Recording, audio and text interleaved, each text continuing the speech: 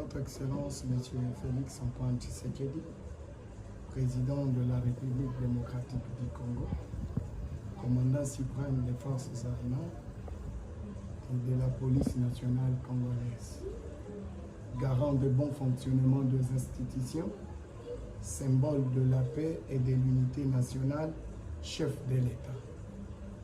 Votre Excellence, Monsieur le Président, avec l'expression de mes hommages les plus déférents, reconnaissant votre magnanimité et votre dévotion pour la République démocratique du Congo, ainsi que pour son peuple, qu'il me soit permis en ces jours de vous témoigner ma profonde gratitude, tout en saluant votre bravoure et vos innombrables vigoureux efforts que vous avez consacrés pendant votre tout premier mandat pour fournir à la République démocratique du Congo, notre chère et belle patrie, les valeurs ci-après.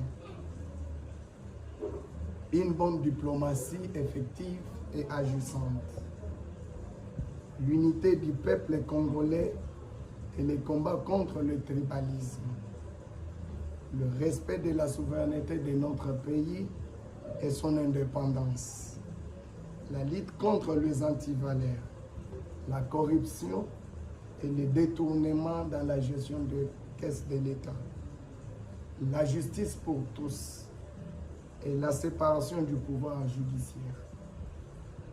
Votre Excellence, Monsieur le Président, convaincu du changement que vous nous avez apporté dans plusieurs domaines, aujourd'hui, la République démocratique du Congo, notre pays, prend son envol grâce à vous et à travers votre diplomatie agissante et une forte détermination courageuse de faire la République démocratique du Congo un État de droit, un pays tourné vers son développement, capable d'assumer ses responsabilités étant pays indépendant. Étant citoyen sûr de l'histoire et de la réalité vécue dans notre pays depuis l'indépendance jusqu'en 2019, je ne peux pas garder ma langue pour vous témoigner et vous remercier, louer et soutenir votre vision merveilleuse et vos œuvres patriotiques que vous êtes en train de réaliser pour nous. Et la bonne volonté qui vous anime pour redonner un nouveau visage à notre pays. C'est ainsi que je suis motivé par les sentiments patriotiques et averti de mes droits citoyens. Je suis devant vous, non pour vous faire des éloges, mais je suis persuadé par votre gouvernance dans la réalité dans plusieurs domaines et au vu de tous. Exemple, la montée en puissance de nos forces armées, c'est ce qui signifie une preuve assurante d'une sécurité à venir pour notre pays et pour nous-mêmes Congolais. Votre Excellence, Monsieur le Président, aujourd'hui, un orphelin de père et mère a droit à l'éducation. Grâce à la gratuité de l'enseignement, quoique constitutionnel, cela n'a jamais été appliqué. Mais grâce à votre bonne volonté, nous vivons la réalité de la gratuité. Nous espérons qu'à votre second mandat qui commence d'ici 2024, cette gratuité s'étendra jusqu'aux humanités et pourquoi pas aux différents échelons de l'enseignement supérieur. Nous étions abandonnés, piétinés et négligés. Aujourd'hui, notre valeur est retrouvée. C'est pourquoi je réunis mes courages pour reconnaître votre bienfait. Du fond de mon cœur, je vous présente ma profonde gratitude pour tout ce que vous êtes en train de faire en faveur de notre nation, dont l'espoir semblait déjà être perdu à cause de la mauvaise politique et gestion du régime criminel et de la politique coloniale tutsi-rwandais qui a occupé notre pays durant 20 ans d'angoisse et grincement de dents, pour ne rien faire que s'arranger, et dont le régime était caractérisé par des tueries, génocide, fausses communes, détournement et la corruption. Un régime qui nous a anéantis jusqu'à détruire notre génération future en nous privant de nos droits, l'éducation et une bonne instruction pour notre développement. En vous suivant pas à pas dans votre vision de gouvernance que je juge une vision d'espoir et changement, je dois être clair et reconnaissant envers vous. C'est aussi ma façon que j'ai choisi de vous rendre un vibrant hommage à travers ce message pour tout ce que vous faites à la nation congolaise, d'autant que vous êtes vivant. Votre Excellence, Monsieur le Président, qu'il vous plaise que je vous déclare l'homme qu'il faut à la place qu'il faut, parce que vous êtes venu nous soulager et libérer de l'esclavagisme du régime criminel tutsi-rwandais que personne ne pouvait parler, dont beaucoup d'entre nous sommes victimes. Nous avons perdu nos parents, tués par les mercenaires criminels qui se croyaient éternels. Sans mâcher les mots, vous prouvez la différence qui existe entre un fils de la maison et un enfant adopté. Votre Excellence, Monsieur le Président, merci et mes félicitations sincères. C'est pourquoi vous méritez notre soutien total et indéfectible pour tout ce que vous faites à notre faveur. Votre Excellence, Monsieur le Président, notre pays a obtenu son indépendance en 1960, qui, jusqu'en 2019, demeurait un véritable slogan. Malgré l'indépendance proclamée, la République démocratique du Congo se retrouve de plus en plus dans les sombres. Sa souveraineté menacée et non respectée, son économie interceptée.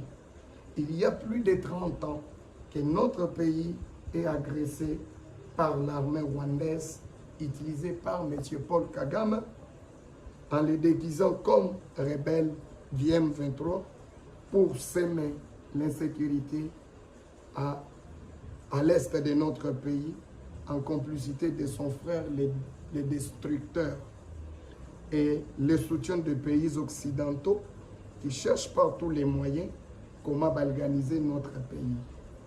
Nos frères et sœurs, de petits-enfants et nos mamans sont violés, tués à cause de nos richesses, sol et sous-sol. Votre Excellence, Monsieur le Président, avec votre arrivée au pouvoir, le plan de l'ennemi a échoué. C'est pourquoi vous êtes combattus jour et nuit parce que vous avez déjoué leur plan de balganisation, la vente de notre pays, les vols de nos richesses naturelles et surtout que vous avez découvert la vérité sur la guerre de l'Est du pays. C'est pourquoi les criminels et les étrangers et leurs mandataires vous critiquent. Ce n'est pas parce que vous gouvernez mal, mais c'est parce qu'ils connaissent bien que vous avez une bonne connaissance du terrain et encore la vérité sur tout un chacun d'eux et leur provenance. En plus, vous êtes combattus non seulement pour le pouvoir, mais d'un leadership qu'ils trouvent efficace en vous. De la sécurité. Votre Excellence, Monsieur le Président, mes sincères remerciements et félicitations, car 40 années durant après la chute du feu Marshal Mobutu, aujourd'hui sous votre gouvernement, une nouvelle politique militaire est mise en place. La proclamation de la loi de l'armée, la montée en puissance de nos forces armées qui a été infiltrée partout, j'ai constaté le renforcement des capacités opérationnelles dans les unités militaires dont vous êtes commandant suprême. Votre Excellence, Monsieur le Président, En regardant dans l'armée de l'air, le parachutiste, l'armée des terres, Fatassi, l'armée de la mer, Marine, c'est ce qui prouve qu'avec cette montée en puissance de nos forces armées, toute aventure belliqueuse sur la terre de nos ancêtres serait désormais suicidaire pour quiconque la tenterait. Ce qui veut dire franchir illégalement les frontières congolaises avec des armes et munitions équivaut à un suicide. La réponse serait une légitime défense sans aucune sommation. Une fois de plus, merci beaucoup pour votre appel à la jeunesse congolaise. Filles et garçons, de nous avoir considérés étant le premier acteur du développement de notre pays, comme l'histoire de l'humanité et celle de notre pays nous renseigne qu'aucun pays ne peut être déstabilisé lorsque sa jeunesse est voyante, dynamique et alertée, prérogative. Par cette occasion, je tiens à féliciter et à encourager mes frères et sœurs qui ont répondu massivement à cet appel patriotique et leur dire à nous les Congos, travaillons ensemble pour la sécurité et l'avenir de notre pays. Le changement, c'est nous. La parole de Dieu déclare, la gloire d'un roi, c'est la multitude du peuple. Mais quand le peuple manque, c'est la ruine du prince. Aujourd'hui, seulement dans moins de 5 ans que vous êtes à la tête du pays, la République démocratique du Congo, le recrutement massif s'effectue au sein de nos forces armées, dont le moyen âge de nouveaux recrues est de 18 ans, ayant une nouvelle ossature d'environ 40 000 militaires est actuellement en formation.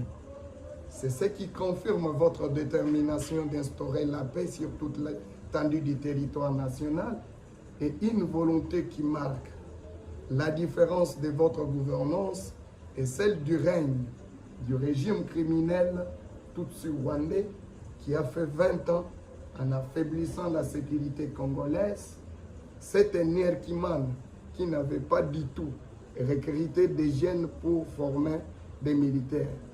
Par contre, elle avait laissé des vieux militaires clochardisés pour infiltrer notre armée en complicité avec Paul Kagame et la communauté internationale. Votre Excellence, Monsieur le Président, à cause de l'injustice de la communauté internationale et des Nations Unies, notre pays était sous embargo sans définition. Et pendant ces temps d'embargo, le pays est agressé par le pays voisin, le Rwanda, sous la barbe de l'Union européenne, Nations Unies et des grandes puissances comme les États-Unis d'Amérique et d'autres puissances et organisations chargées d'assurer la sécurité et la paix dans le monde, notamment la MONUSCO qui a failli à sa mission dans notre pays est devenu le premier à ravitailler les rebelles à munitions et armes pour semer la désolation et l'insécurité à l'est de notre pays en volant nos richesses et mettre une partie de notre pays à l'insécurité. Votre Excellence, Monsieur le Président, avec toute détermination, étant garant de l'indépendance, que nous avons confié la mission de maintenir l'indépendance et la souveraineté, comme confirme la Constitution dans son article 69. Je vous demande d'épuiser votre force avec notre soutien pour que la paix revienne dans notre pays. La nation congolaise tout entière vous serez reconnaissant de génération en génération. Votre Excellence, Monsieur le Président, le défi majeur à relever pour notre pays et pour votre peuple sont nombreuses. Vous êtes président parce que vous avez gagné la confiance du peuple. Mais vous serez le meilleur président qu'en relevant le défi de ce peuple. Je vous encourage avec ces mots. Fachi, prends courage et sois déterminé. Ensemble, changeons l'histoire douloureuse de la République démocratique du Congo notre pays par ta vision de la souveraineté. Votre Excellence, Monsieur le Président, comme je l'ai cité plus haut, notre pays a connu son indépendance en 1960. Celui-ci est demeuré un véritable slogan jusqu'à votre avènement à la magistrature suprême en 2019. Pourquoi je dis que notre souveraineté et notre indépendance est resté slogan? Je me rappelle lors de la visite du président français Emmanuel Macron à Kinshasa. Dans votre échange devant la presse, celui-ci nous a traités d'incapables d'assurer l'intégrité de notre territoire national, et c'est à cause de ceci qu'ils ont eu l'occasion de nous imposer les étrangers à la tête de notre pays, en affaiblissant notre armée pour profiter de nos minéraux. Et c'est là d'autant leur ingérence dans nos institutions par des mixages et d'infiltration, en créant l'insécurité à l'est de notre pays et le chaos partout, pour qu'il n'y ait pas les élections, afin que le peuple se choisisse les dirigeants de leur choix. Votre Excellence, Monsieur le Président, la politique de la communauté internationale étant une politique de terre brûlée, elle ne souhaite pas voir un pays africain se réjouir de sa souveraineté. C'est alors que nous avons appris des assassinats de Patrice Emery Lumumba parce qu'il était nationaliste de père et mère, et de Laurent Désiré Kabila, fils du pays, qui tous deux défendaient la souveraineté de notre pays, et sans oublier un bon citoyen du pays à la personne de Joseph Kasavubu. Votre Excellence, Monsieur le Président, la République démocratique du Congo, notre pays, a tant servi les Occidentaux avant, pendant et après l'indépendance, voire même dans nos jours. Mais le peuple congolais, groupé dans une misère qui ne dit pas son nom, un pays riche, mais ses habitants pauvres, est maintenu à l'esclavage. Votre Excellence, Monsieur le Président, jusqu'à quand la République démocratique du Congo et son peuple resteraient toujours maintenus à l'esclavagisme par les pays occidentaux? Et pourquoi dans notre pays, à chaque fois qu'un fils du pays, vrai nationaliste de père et mère, quand il défend les intérêts généraux de la nation et l'intégrité du territoire national et son indépendance, il est menacé, combattu par les Occidentaux et mis à mort? Par exemple, Emery Patrice Lumumba, qui n'a pas fait même une année en réclamant l'indépendance. Laurent Désiré Kabila, qui a fait que 3 ans seulement. Joseph Kasavubu, qui a été destitué à cause des intérêts égoïstes des Occidentaux. Aujourd'hui, vous, quand vous êtes dans la logique et vous avez passé partout dans le monde pour chercher la paix, malgré les multiples efforts que vous avez déployés pour que des grandes puissances et organisations internationales compétentes puissent mettre de l'ordre en privilégiant la voie diplomatique et la coopération bilatérale, les Occidentaux ne sont pas du tout d'accord et clairs avec vous. Ils continuent de soutenir la rébellion. Pour eux, aller dans la voie diplomatique et promouvoir la coopération bilatérale dans le but de gagnant-gagnant, c'est une insulte. Ils veillent toujours nous maintenir à l'esclavagisme. Aujourd'hui, quand vous êtes dans la logique de maintenir l'intégrité territoriale et l'indépendance de notre pays, vous êtes combattus comme des pères. Je vais leur dire la vérité, rien que la vérité. C'est seulement Kasavubu, Kabila et Lumumba qu'ils ont massacrés comme les animaux. Mais vous, Seya Wadiman Kunda, Ngunda ya Seya Kikamwange, c'est-à-dire qu'ils sont en train d'ouvrir la porte pour la 3e guerre mondiale. Et j'informe à toute personne, tant nationale qu'internationale, qui sont dans l'idée de vous combattre, comploter pour votre mort, organiser des coups d'État et chercher par tous les moyens pour vous éliminer. Si l'histoire de la sortie du peuple israélite en Égypte devient à nos oreilles comme histoire, l'essor réservé à toute personne et nation qui s'est fait dire pour la République démocratique du Congo servira de leçon pour le monde et le reste. Et l'avenir nous apprendra beaucoup de choses plus.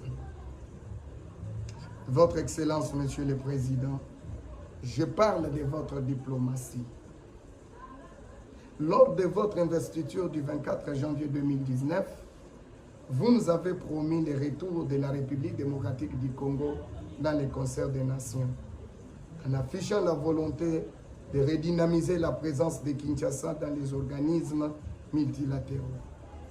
Votre souhait était d'impliquer une meilleure présence de notre pays dans les instances internationales à la hauteur de notre vocation naturelle. 2 ans et demi plus tard, votre bilan sur ces points est indéniablement positif. Mes félicitations sincères pour la première étape dans la quête d'une renaissance et d'une requalification vers le développement et la paix. Malgré la manque de la sincérité et l'hypocrisie de la communauté internationale, votre diplomatie est vraiment payante, tout en commençant par les conseils de sécurité, l'OIA, SADC, les relations avec le pays voisin. Vous avez fait du retour de la République démocratique du Congo sur la scène diplomatique. L'une de vos priorités est votre volontarisme dans la communauté des États de l'Afrique de l'Est, EAC, dont la République démocratique du Congo est officiellement devenu pays membre en février dernier. Dans l'Union africaine dont vous étiez président en exercice, en passant par la communauté des États de l'Afrique centrale et CAAC, la communauté de développement de l'Afrique, SADC, la conférence internationale sur la région des Grands Lacs, CIRGL, et même au sein de l'ONU.